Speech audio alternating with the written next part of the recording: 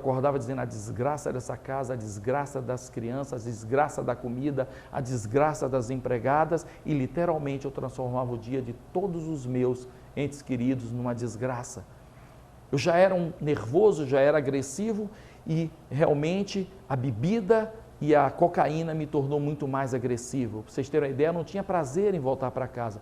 Todos os dias eu cheirava pó o dia inteiro, e à noite ia para um bar chamado Shop House, onde eu fechava esse bar todas as noites. Eu chegava em casa 1h30, 2h da manhã, para tentar conseguir dormir para começar o outro dia.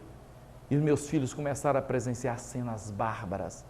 Para vocês terem uma ideia, quantas e quantas vezes os meus filhos assistiram eu levantar da mesa, cuspir a comida toda no rosto da minha mulher e chamar minha mulher de prostituta. 3 crianças vendo e assistindo o próprio pai cuspir a comida no rosto da mãe e chamar a mãe de prostituta.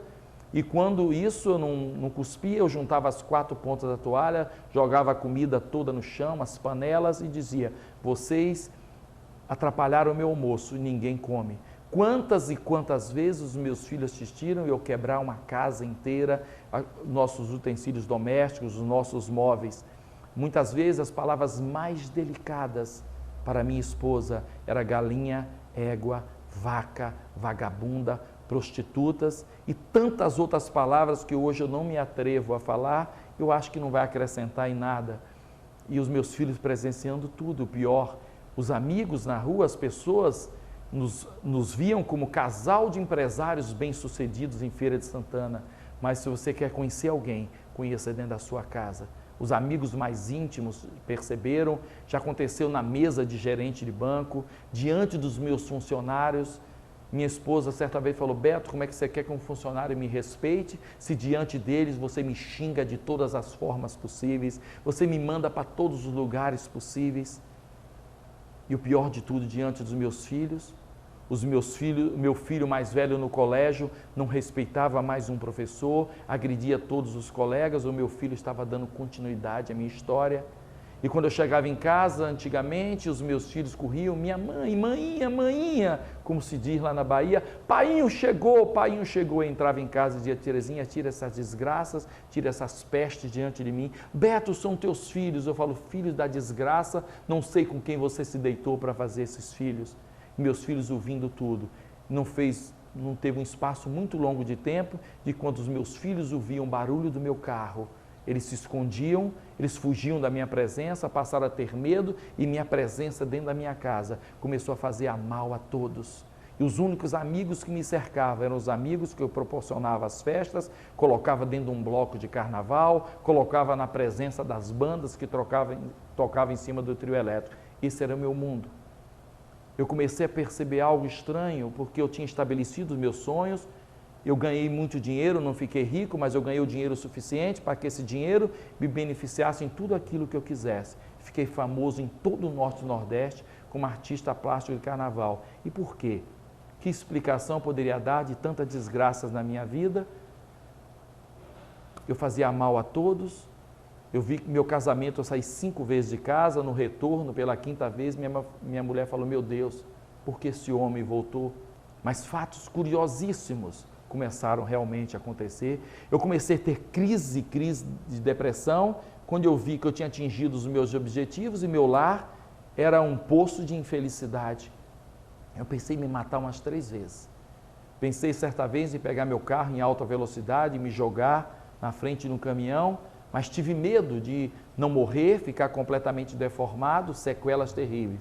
Pensei em ingerir veneno, mas o veneno me deixar com sequelas terríveis e eu não morrer. Na época eu brinquei, falei: rapaz, eu não sou homem nem para me matar. Mas fatos sobrenaturais começaram a acontecer. Existem pessoas para crer na existência de um Deus vivo que pode todas as coisas, aqui e agora, que é um fato faraônico, um grande milagre, ou que Deus apareça em carne e osso. Eu também pensava dessa maneira. E todas as pessoas que tentaram me falar de Deus, elas foram humilhadas e escorraçadas. Mas fatos sobrenaturais começaram a acontecer.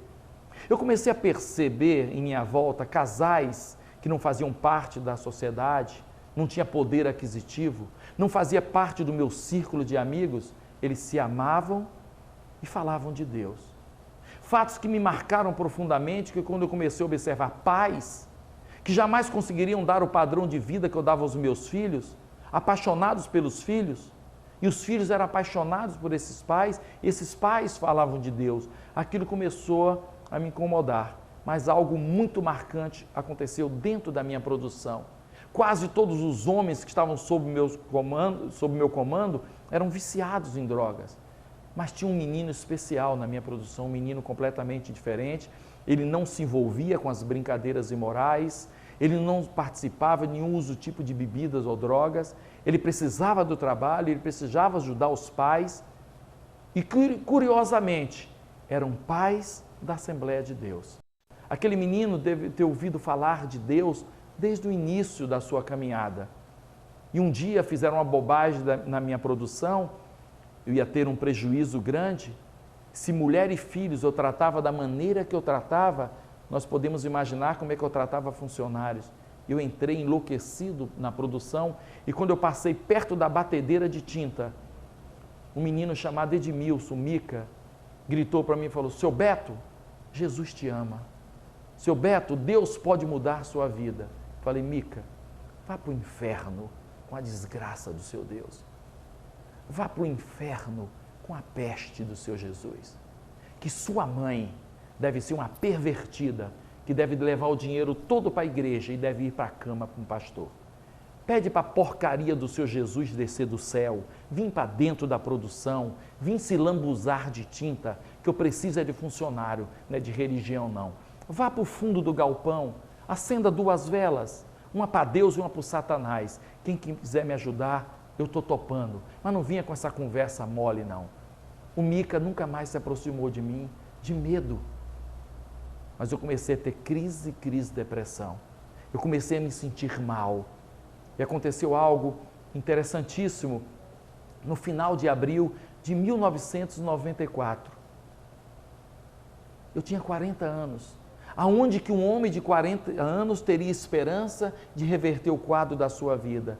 Aonde que um homem de 40 anos pode nutrir esperança de que Deus pode mudar todas as coisas e se transformar em tudo novo? Restaurar uma família. Quantos estão sem nenhuma esperança, com um filho perdendo o relacionamento com os filhos, o silêncio dentro de casa, onde o lar é um antro de indiferença, onde os maiores atos de violência podem estar acontecendo agora dentro da sua casa. Aonde nutrir esperança, aonde se apegar ou crer num Deus que pode mudar todas as coisas? Eu comecei a ter crises de depressão. E um dia, numa das avenidas de Feira Santana, nessa crise, eu com minha mulher, eu falei: "Terezinha, eu estou me sentindo muito mal essa semana." Ela não me dava mais atenção, que sempre terminava em agressões bárbaras e muito palavrão. Eu falo: "Terezinha, eu acho que é a falta desse tal Deus na vida da gente." Aí que ela não olhou nem para o lado. Da minha boca saía a palavra Deus, para ela era um absurdo. Sábado pela manhã, na sexta-feira, sábado pela manhã, aconteceu algo interessante. A menina que trabalhava na minha casa colocou uma mesa com frutas. Até hoje eu tenho um hábito de correr, tomar meu cafezinho em primeiro lugar. E ao servir o cafezinho, eu senti uma dor profunda. Uma dor no meu interior, que eu percebi que eu tinha 3 meninos dormindo e minha esposa estava dormindo. Eu falei: "Puxa, eu tenho uma família e nunca te agradeci de nada a Deus."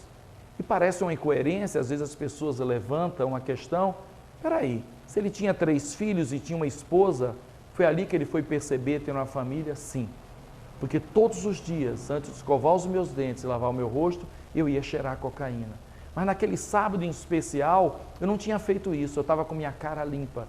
E eu sempre digo que se você quiser enxergar a real dimensão das coisas, jamais bebendo ou se drogando. E naquele dia eu estava sem me drogar. Eu senti um vazio tão profundo, um desespero tão grande, que eu digo: o ser humano, todo ser humano, ele tem um vazio dentro de si, que ele realmente só é preenchido com a presença de Deus. Muitos tentam preencher o seu vazio sendo um consumista compulsivo, viajando, buscando em coisas. Senhor.